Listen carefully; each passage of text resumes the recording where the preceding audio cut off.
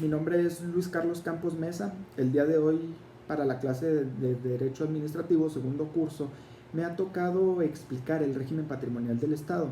A lo largo de este video explicaré las diferencias de los bienes de dominio público, de dominio privado, de dominio directo y de dominio originario. Pero antes debemos de entender que el Estado es como cualquier otra persona jurídica, es decir, el Estado tiene un patrimonio propio que es administrado, regulado y controlado por los órganos del Estado.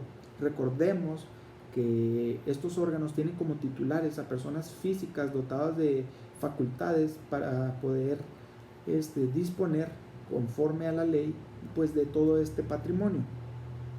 Y el patrimonio son todos aquellos derechos, todos aquellos bienes, tanto muebles como inmuebles, tangibles e intangibles, pero también como las obligaciones que gravan a estos derechos y a estos bienes para la satisfacción de fines que se ha proyectado el Estado. Todos estos derechos, estas obligaciones y estos bienes constituyen una universalidad jurídica y son susceptibles de una valoración pecuniaria.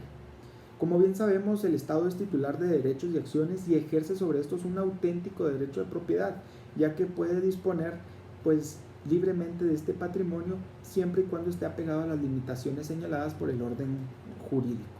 Para el estudio y comprensión del régimen patrimonial se ha dividido los bienes del dominio público y del dominio privado, cada uno con notas muy particulares de cada uno que permiten su comprensión. Los bienes del dominio público serán aquellos que están sujetos al derecho público. Tienen tres características que yo creo son las que los distingue de cualquier otro tipo de bien. Son bienes inalienables, inembargables e imprescriptibles. ¿Qué quiere decir esto? Son inalienables puesto que no están dentro del comercio, es decir, no se pueden enajenar.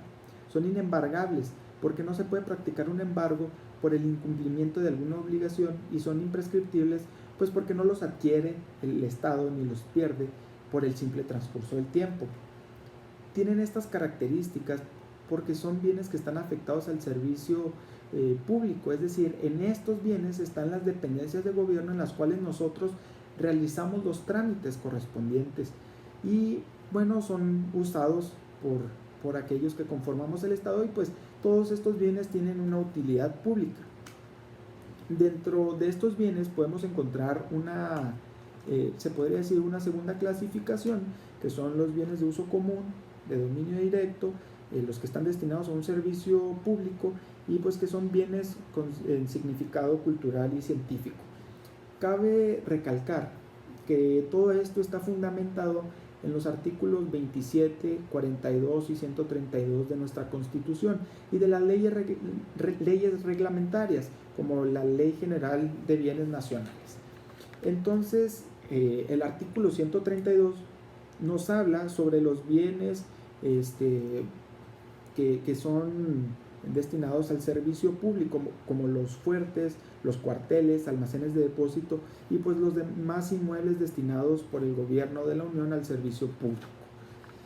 Tendremos como bienes de uso común pues aquellas carreteras, puentes y vías férreas que constituyen vías generales de comunicación, las playas marítimas, los puertos de bahías y las riberas y zonas federales que encontramos, el mismo espacio aéreo.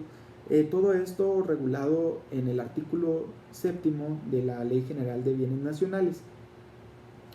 Y después podremos encontrar en el artículo 27 constitucional, en su primer párrafo, los bienes de propiedad originaria.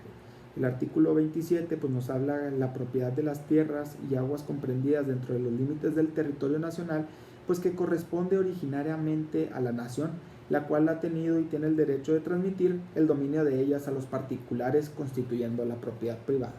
Es decir, el único propietario originario de nuestras propiedades, de nuestras casas, de nuestros terrenos, pues es la nación.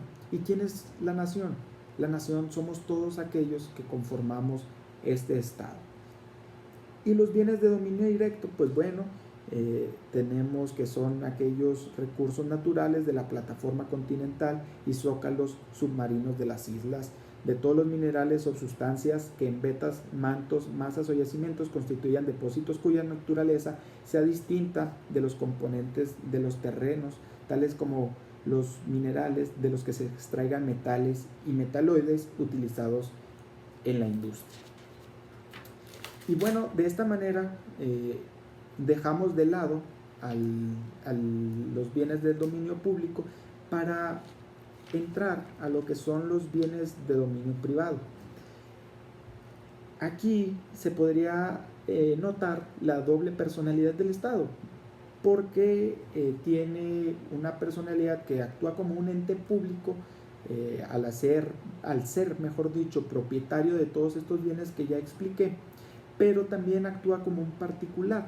Y bueno, hay los bienes del dominio privado, que si bien nuestra Ley General de Bienes Nacionales ya no contempla la denominación de régimen de derecho privado y les denomina pues como bienes nacionales, y tiene su fundamento en el artículo 4 de la misma ley, y pues ahí nos explica, que nos dice claramente pues que son aquellos bienes que no están destinados a la realización de un servicio, obra o propósito público de interés general, pudiendo ser adquiridos por cualquier título traslativo de dominio. Es decir, son todos aquellos bienes que tiene el Estado, pero que no están destinados para poner tal vez ahí la sede de alguno de los poderes, la sede de alguna de las dependencias gubernamentales, sino que simplemente son aquellas que no están afectadas a ese servicio público.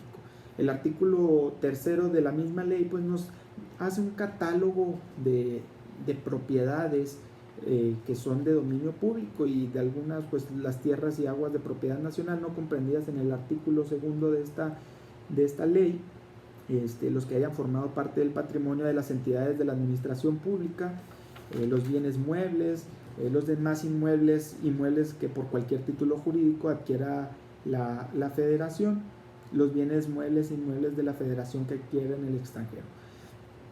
En estos bienes, cuando el Estado decide enajenarlos, lo hace de manera sencilla, puesto que no necesita la desafectación. Por obvias razones, pues no está afectado por el servicio público, pero se somete a las reglas del derecho civil, y en esta situación pues tiene el mismo plano de igualdad y de circunstancias para con un particular ponerse de acuerdo en el precio de la compra-venta, del arrendamiento. Es decir, pueden enajenarlos y se puede hacer de varios inmuebles.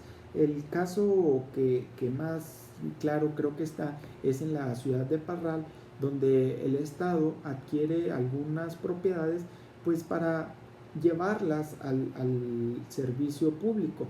De algún particular le compra alguna casa, algún terreno, y construye sobre ellas para hacer las dependencias de gobierno.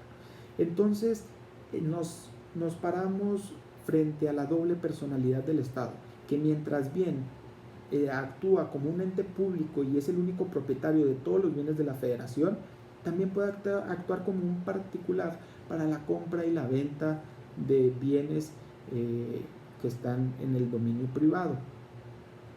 Creo que las diferencias son muy claras. En el servicio público o en los bienes del dominio público, pues está afectado al servicio público, no se pueden vender, no se pueden prescribir, y pues bueno, acá en el campo civil, en el campo privado, pues ahí el Estado actúa frente a los particulares como otro particular, se ponen de acuerdo y pues hacen el contrato, ya sea de compra-venta o arrendamiento, de los bienes que les interese al Estado. Entonces, para finalizar, podemos concluir que el Estado es un ente que tiene una doble personalidad, dependiendo de cómo se pueda ir desenvolviendo los contratos, de qué bienes estemos hablando. Entonces el Estado actuará como particular cuando habla sobre bienes que no van a estar afectados a un desarrollo público, a un uso común o a un servicio público, y actuará como particular pues cuando sí tenga estas características para satisfacer los fines que se ha proyectado de nuestra nación. Espero haya quedado claro el video del día de hoy. Gracias por su atención.